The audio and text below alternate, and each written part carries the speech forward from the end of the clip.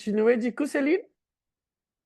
Et je rallume. Comme ça, on est Ah. habitué à ta voix. Et c'est parti. Ok, si ça vous plaît, tant mieux. Sinon, désolé. Moi, comme à chaque fois, j'ai l'impression que je suis complètement à côté du bazar. Donc, je sais pas. Donc, je vais vous dire, lire ce que j'ai préparé, mais je suis mais absolument pas partie sur des activités avec les enfants.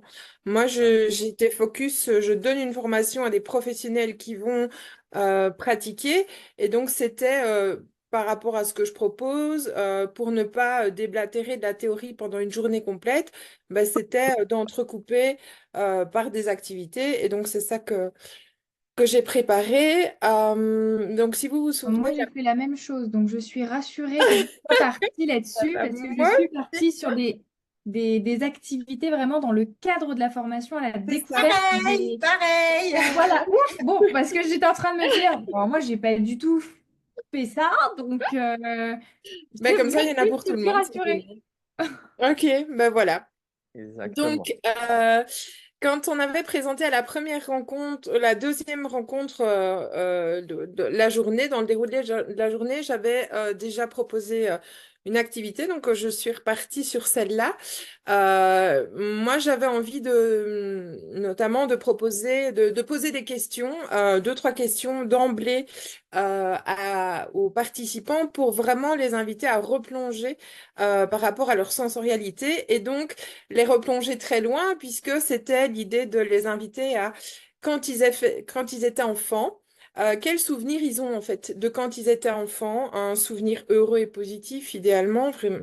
Et alors essayer de qu'ils puissent nous partager quelque chose de ben, justement de visuel, d'auditif, de voir quels mots ils vont utiliser, comment ils vont présenter ça pour voir un petit peu quel type de sensorialité ils avaient et qui, a priori, ont peut-être encore, même si on est conditionné à un moment donné et que ça peut changer.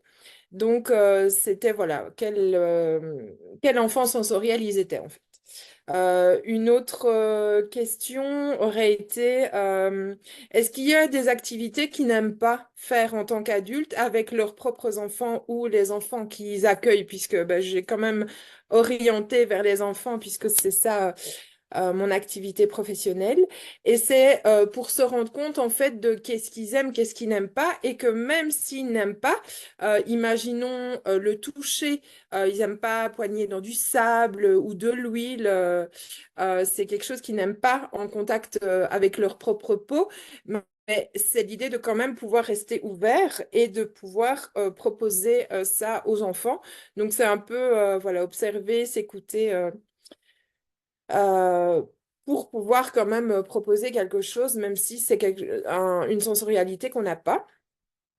Et puis peut-être s'interroger sur par rapport à leur travail. Euh, Est-ce qu'il y a déjà plus un côté sensoriel qui est mis en avant qu'un autre?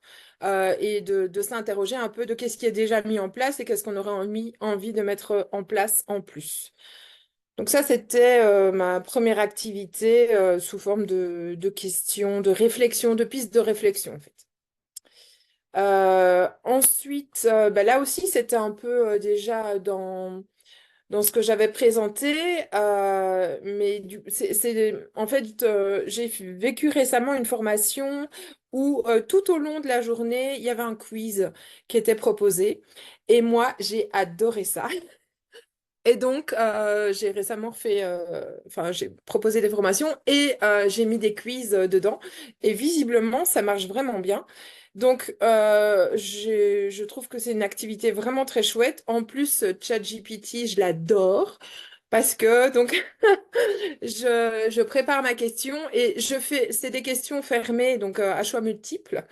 Et donc, j'ai ma question, j'ai mes éléments de réponse, et puis parfois, je trouve des idées pour mettre des éléments faux, mais qui pourraient avoir cette tendance à être juste quand même, pas pour piéger les gens, c'est pas l'objectif. Mais bon, il faut bien pouvoir sélectionner, et si je mets que les bonnes réponses, ben, ça marche pas.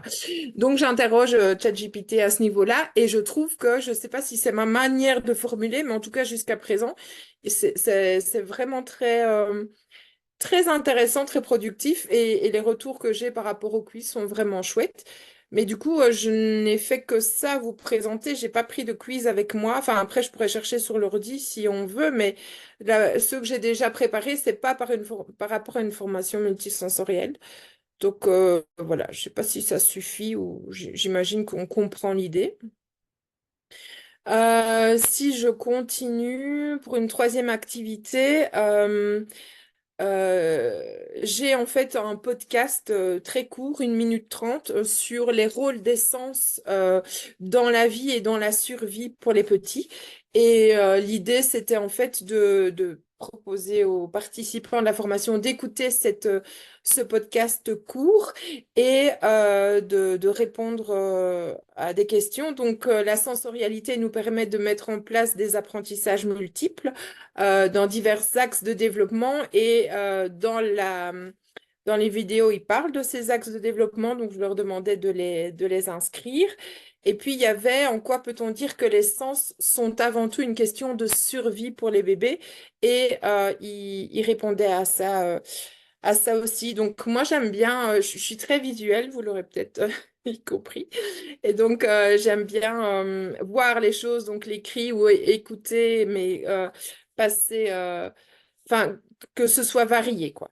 Donc, ça, c'était pour les plus auditifs. J'essaye aussi à chaque fois, comme quand je donne les cours de signer avec bébé, les gens, ils sont là pour apprendre des signes, donc ils vont les voir et ils vont les faire, mais il y en a qui apprennent plus en les entendant. Et donc, je décris vraiment beaucoup et j'utilise vraiment tous les sens pour que ça arrive jusqu'aux personnes. Donc, c'est comme ça aussi que je choisis mes activités pour essayer qu'il y en ait qui soient plus auditives avec le podcast, plus visuelles avec l'activité suivante qui est un photolangage et puis kinesthésique pour écrire, choix multiples, etc. Donc, l'autre activité, ben, je viens de le dire, c'est photolangage. J'ai une autre passion, je suis très passionnée.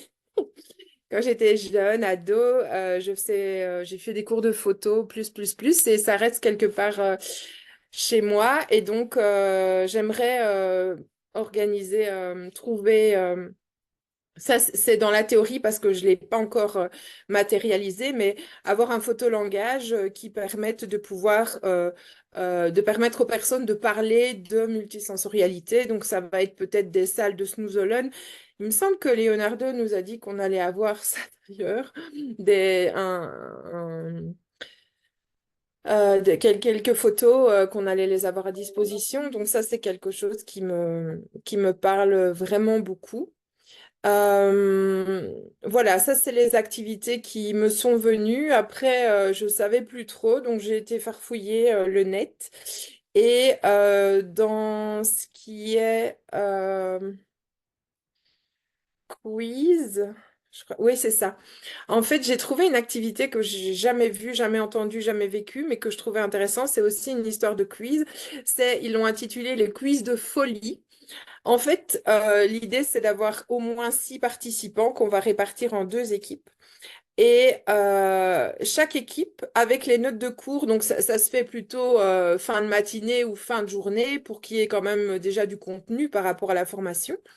Et chaque équipe va noter 3, 4, 6 questions, ça c'est à déterminer au début. Et aussi, on peut imposer, entre guillemets, le fait que ce soit une question facile, moyennement facile et puis difficile.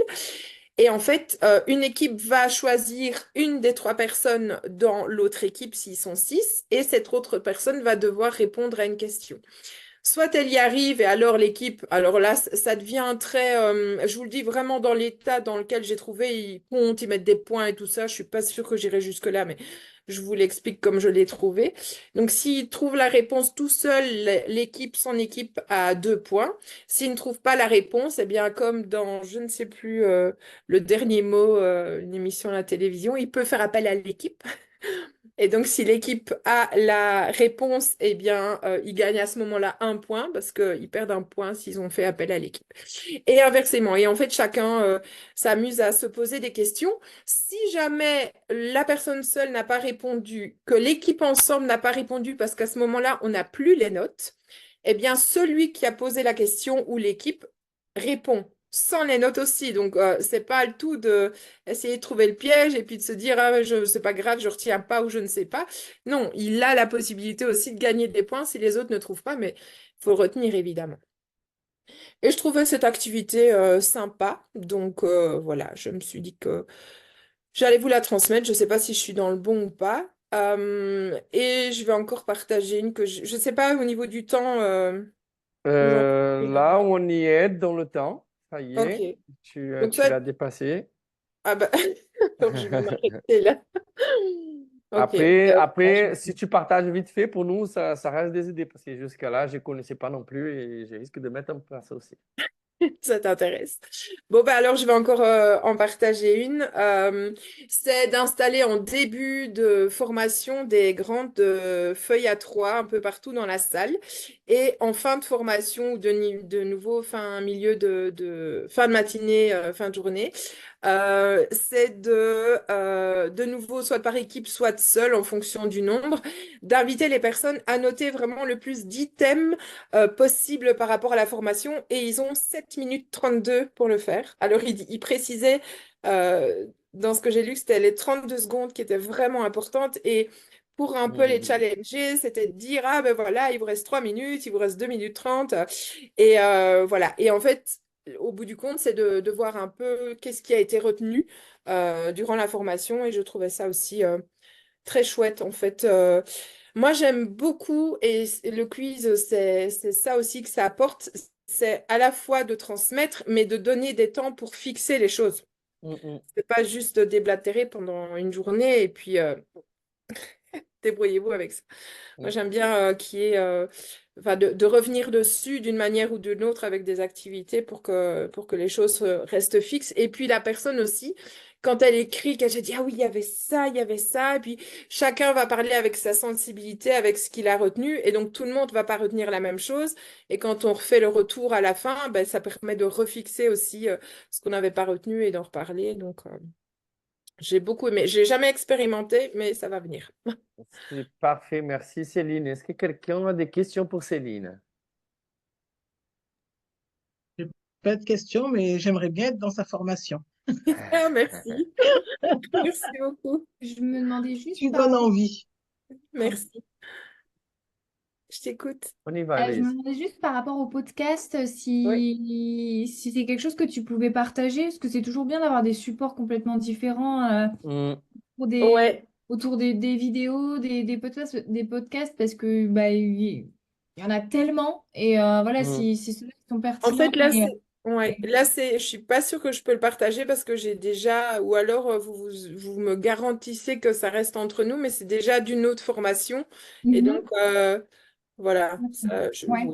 je peux l'enregistrer. Je vais peut-être Les questions, c'est pas Ouais, obligatoire, hein, mais je non, me suis non, dit que c'est non. toujours bien, même pour nous, hein, aussi, Ouais. Ouais, non, mais c'est d'écouter vrai que en fait. quand moi je l'ai découvert, je trouvais ça sympa parce qu'en plus c'est court. Parce que Mm. si tu as un truc d'une demi-heure, ça va pas sur une formation Mm. complète. Je vais trouver un moyen de la peut-être juste avoir l'audio et pour enlever parce que moi je l'ai avec une photo de fond et quelque chose Ah, qui je mets Mm. pour D'accord. pas qu'on montre que ça vient de là. Mais enfin, ok. je vais... Tu pourras nous envoyer ça par mail, du coup? Oui. C'est parfait. Oui, par mail ou par un oui transfert, je sais pas. Bon, a priori, Ouais, elle sera pas lourde, mais oui, ok. je vérifie. Oui, j'ai tous les mails. Ouais. Ok, bon, merci. Quelqu'un d'autre a des questions pour qu'on puisse avancer? Ben, je vais juste couper l'enregistrement et le remettre pour ne pas qu'il soit trop long.